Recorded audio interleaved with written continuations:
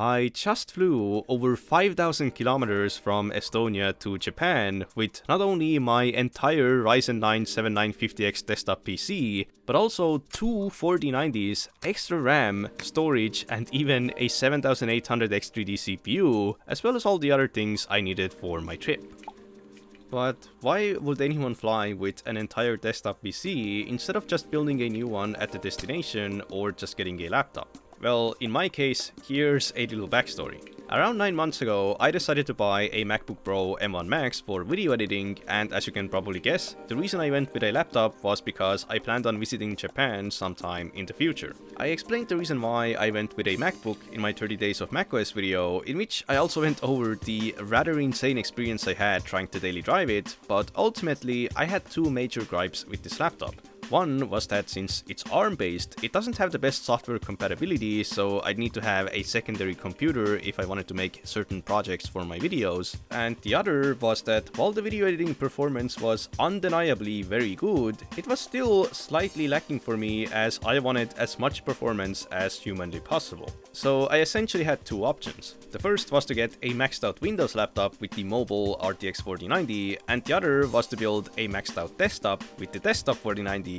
And I spent so much time researching both of these options, especially the Nvidia based laptops. I watched a countless amount of reviews and benchmarks, as well as kept an eye on the prices across multiple different continents, and I was so close to buying a Lenovo Legion Pro 7, but eventually I just came to the conclusion that a Windows laptop is just not going to be worth it for me. Long story short, pretty much all of them had too many downsides to justify their incredibly high prices, especially here in Europe. To start off, literally the only laptop I actually liked was the white Razer Blade 18, which I think looks great and is also the only laptop that wouldn't be a huge downgrade in terms of build quality compared to the MacBook that I already had, but the issue was that it started from over 5,000 euros without even including the RAM upgrades and so on. And when it came to all the other cheaper alternatives, not only were they still very expensive, but they also had awful gamery designs and poor build quality, because in reality, they were just cheap, budget gaming laptops with an extremely upgraded, expensive GPU. But besides that, no matter the brand, when you cram such power-hungry hardware into a tiny mobile laptop, you're going to have to deal with thermal throttling, very loud fan noise, not the best battery life, and when you unplug the charger,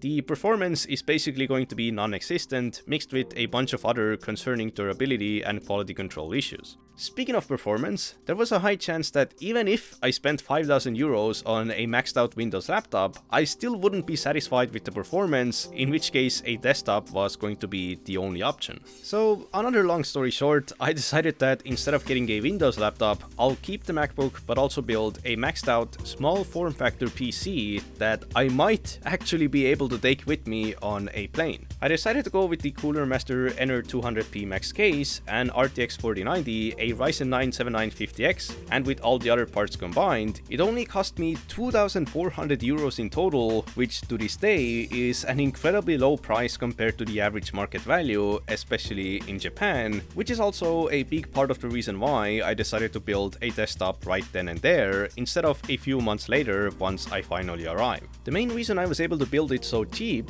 was because I bought the RTX 4090 second-hand for 1,165 euros, despite it actually being brand new and never used. Pretty much right after that, the AI chip export ban happened, which caused the 4090 prices to skyrocket, and even now when I'm making this video, they are still heavily above the MSRP. After I built the PC, I edited a few videos on it and also tried daily driving Linux again, which I'm also going to be making a video about a few months from now, and that's actually the main reason why I decided to fly with the desktop instead of just with the MacBook. From my understanding, flying with a desktop is allowed as long as it fits into your luggage and doesn't go above the weight limit, and this PC was actually small enough for carry-on, but it was heavier than 8 kilos, so in the end I decided to put everything into checked luggage, which had a 23 kilo limit. I bought the biggest luggage I could find, and while I was pretty sure that the PC was going to fit, my main concern was whether or not it was actually going to survive the rough handling and not get lost.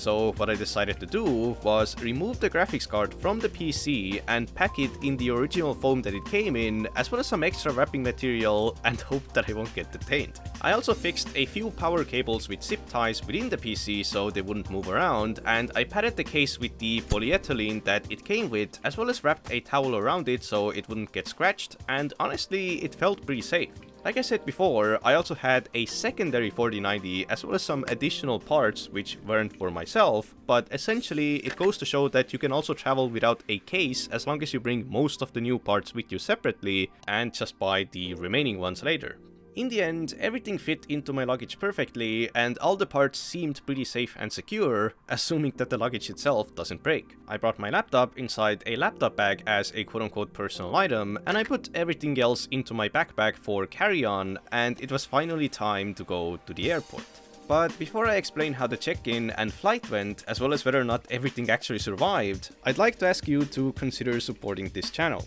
Since these videos, especially the larger projects, take a lot of time and effort to make, this channel is unfortunately not sustainable on its own and heavily depends on your contributions, either through Patreon, my Migaku ref link, or just through direct YouTube donations, all of which I do really appreciate, as being able to freely create is something that I won't take for granted. So when I arrived at the airport, I saw some people having these straps around their luggage and decided to buy one for myself as well, just in case the lock breaks and everything comes flying out. After that, the first thing I had to do was check in the luggage, and came out that it measured exactly at 22 kilos, while the max allowed weight was 23, so that was pretty close, especially considering that at home I measured it as 21 kilos. Then they scanned the luggage, and the only question I was asked was whether or not it contained any batteries, to which I just responded no, and that was it. After that, it was just time to go through the security and board the plane. I had a connected flight, so I first flew from Tallinn to Poland, and since this was actually the first time I had ever traveled by plane in my life, I wasn't sure whether or not my luggage will be automatically transported to the next plane as well, but luckily the answer was yes, so I didn't have to do pretty much anything except wait for the next flight. So 4 hours later, I boarded the plane to Japan, and before takeoff, I saw the luggage being loaded onto the plane, and I'd say that it definitely wasn't gentle, but I expected worse.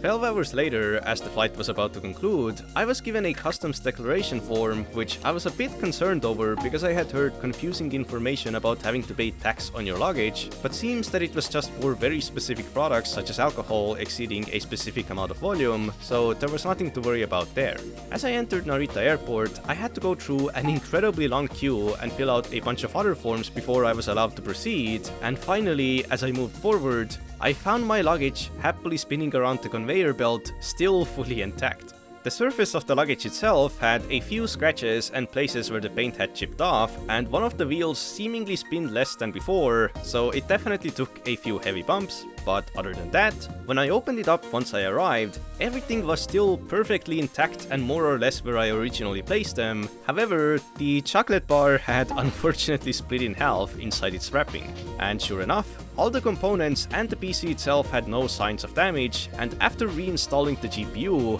everything worked perfectly fine.